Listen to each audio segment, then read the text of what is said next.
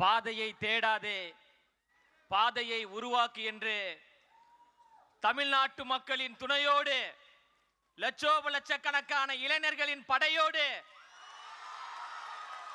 தாய்மார்களின் அன்போடு, கழக தோழர்களின் ஆதரவோடு கழக பணி செய்வதற்காக, மக்கள் பணி செய்வதற்காக நம்மளை மட்டும் நம்பியே வந்திருக்கின்ற தமிழ்நாட்டினுடைய வருங்கால நாளைய தமிழ்நாட்டினுடைய வருங்கால முதலமைச்சர் தலைவர் தளபதி அவர்களுக்கு வணக்கம்.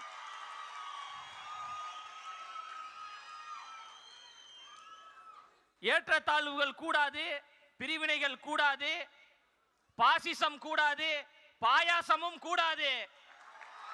நாம் எல்லோரும் சமம், பிறப்புக்கும் எல்லா உயிருக்கும் என்கின்ற சமத்துவ கொள்கைகளை முன்வைத்தும் அந்த கொள்கை கோட்பாடுகளை உள்வாங்கிக் கொண்டும் மதசார்பற்ற சமூக நீதி அரசியலையும் எங்களுடைய கொள்கை தலைவர்களாக இருக்கக்கூடிய பகுத்தறிவு பகலவன் தந்தை பெரியார் அவர்களையும், அறிவு ஆசான் அண்ணல் அம்பேத்கர் அவர்களையும், ஐயா கர்ம வீரர் காமராஜர் அவர்களையும், வீரமங்கை வேலு நாச்சியார் அவர்களையும், மக்கள் சேவகர் அஞ்சலை அம்மாள் அவர்களையும் கொள்கை தலைவர்களாக ஏற்றுக்கொண்டு தமிழ்நாட்டினுடைய அடையாளமாக, தமிழ்நாட்டினுடைய முகமாக, தமிழ்நாட்டினுடைய முகவரியாக இருக்கின்ற கழக தலைவர் அவர்களையும் நம்பித்தான் அரசியல் பயணத்திற்கு, சமூக பணிக்கு நாம் வந்து கொண்டு மிகப்பெரிய ஆலமரமாக இருக்கக்கூடியவர்கள் என்று சொல்லக்கூடியவர்களை நெஞ்சிரத்தோடு எதிர்த்து நாம் களம் செய்து மக்களுக்கு நல்லாட்சியை கொடுப்பதற்கு நாங்கள் தயாராக இருக்கிறோம் என்கின்ற தைரியத்தோடு இருக்கிறோம் என்றால் ஒற்றை முகம்தான் தலைவர் என்கின்ற ஒரு ஒற்றை முகத்திற்காகத்தான் நாம் பணி செய்து கொண்டிருக்கின்றோம். தலைவனுடைய முகத்தை பாருங்கப்பா, முதல்ல எங்க தலைவனின் சிரிப்பை பாருங்க. எங்க தலைவனின் முகமும் எங்க தலைவனின் சிரிப்பு தான் எங்களுக்கான ஆயுதம், எங்களுக்கான அடையாளம்.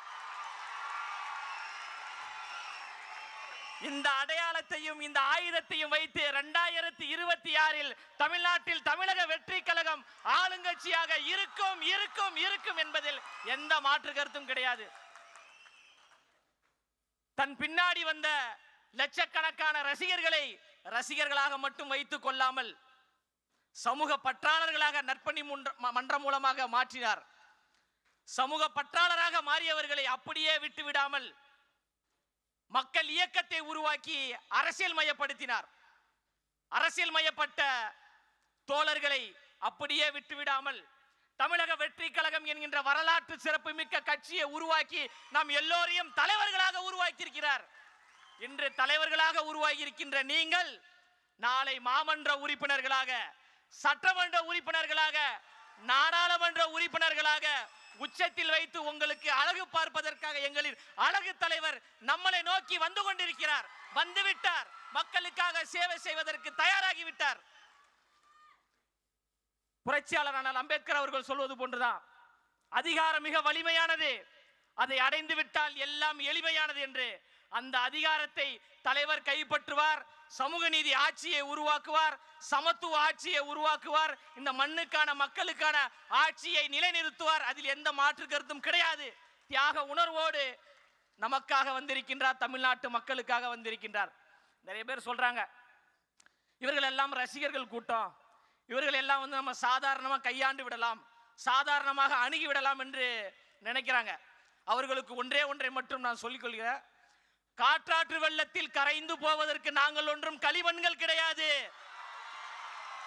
அந்த காற்றாற்று வெள்ளத்தின் திசை வழி போக்கையே மாற்றக்கூடிய கரும் பாறைகள் என்பதை யாரும் மறந்துடாதீங்க. அவர் என்ன சாதாரண தலைவரா? அவர் என்ன சாதாரண தலைவரான? தமிழ்நாட்டில் சரித்திரத்தை ஏற்படுத்தக்கூடிய ஒரு தலைவர், வெற்றி வீரராக, மாண்புமிகு தலைவராக, மண்ணின் மைந்தராக, பச்சை தமிழராக, நம் வீட்டில் இருக்கக்கூடிய அண்ணாவாக அண்ணாவாக அண்ணாவாக வருகிறார். எவ்வளவு அடக்குமுறைகள் வந்தாலும், எவ்வளவு ஒடுக்குமுறைகள் வந்தாலும் அதை சந்திப்பதற்கு நாம் எல்லோரும் தயாராக இருக்கிறோம். நம் உயிரை கொடுத்தேனும் தலைவரை அந்த அரியணையில் நாம் அமர்த்துவோம் என்பதில் உறுதியாக இருப்போம். திரும்பவும் சொல்றேன், திரும்ப திரும்ப சொல்றேன், நமக்கான அடையாளம், நமக்கான முகவரி தளபதியினுடைய முகமும் தளபதியினுடைய சிரிப்புமே போதுங்க. தாய்மார்களுடைய ஆதரவு நமக்கு இருக்கு. அதனால யார் நினைத்தாலும் யார் தடுத்தாலும் தளபதி அவர்கள் சென்ட் ஜார்ஜ் கோட்டைக்கு முதலமைச்சராக செல்வதை எந்த கொம்பாதி கொம்பனாலும் தடுக்க முடியாது. அதற்கு நாம் எல்லோரும் அணிதிரண்டு களப்பணி செய்வோம் என்று கூறி பேச வாய்ப்பளித்த தமிழ்நாட்டினுடைய வருங்கால முதலமைச்சர் தளபதி அவர்களுக்கும், இந்த கழகத்திற்காக நேரம் பார்க்காமல் உழைத்துக் கொண்டிருக்கின்ற கழகத்தினுடைய பொதுச் செயலாளர் அவர்களுக்கும் மனப்பூர்வமான நன்றியை கூறி நிறைவு செய்கிறேன். நன்றி, வணக்கம்.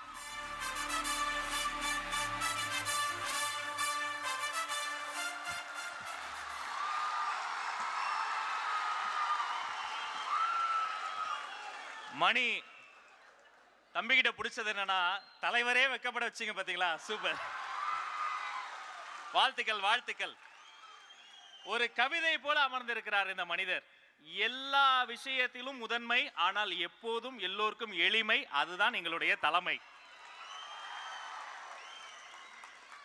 அந்த காவிய நாயகனை குறித்து கவிதை பாட தஞ்சாவூர் மத்திய மாவட்ட கழக செயலாளர் தஞ்சை திரு ஆர் விஜய் சரவணன் வருகிறார். வாங்கய்யா.